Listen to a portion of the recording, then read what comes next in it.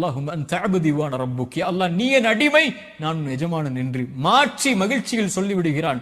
இவன் எந்த மகிழ்ச்சியை அடைகிறானோ இவனை விட தன்னை விட்டு நீங்கி தொழுகை விட்டு குர்ஆனை விட்டு திக்ரை விட்டு பாவங்களில் மூழ்கி இருக்கக்கூடிய அடியான் அல்லாஹ்வை நோக்கி வரும்போது அல்லாஹ் எல்லையற்ற மகிழ்ச்சியோடு அல்லாஹ் அங்கீகரிக்கிறான். ஃபஃபிர்ரு இலல்லாஹ், ஃபஃபிர்ரு இலல்லாஹ். எல்லா வாழ்வுடைய பிரச்சனைகளுடைய தீர்வும் அதுதான். என்ன ஆனாலும் என்ன பாவம் செய்தாலும் விரைந்து செல்லுங்கள் அவனை நோக்கி. நீங்கள் அவனை நோக்கி செல்ல ஆரம்பித்தால் உங்களை நோக்கி அவன் விரைந்து வந்து விடுவான்.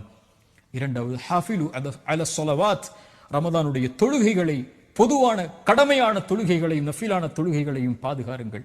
குறிப்பாக பள்ளிகளோடு ஆண்களும் பெண்களும் நெருக்கமாக்கிக் கொள்ளுங்கள் தொழுகையை. ரஜுலுன் கல்புஹு முஅல்லகும் பில் மசாஜித், மறுமையில் 7 அர்ஷின் நிழல் உண்டு. அதில் ஒரு கூட்டம் பள்ளிகளோடு தங்களுடைய உள்ளங்களை அல்லாஹ்வுடைய இல்லங்களோடு தொங்க விட்டவர்கள், இணைத்துக் கொண்டவர்கள் என்று அல்லாஹ்வுடைய ரசூல் சொன்னார்கள்.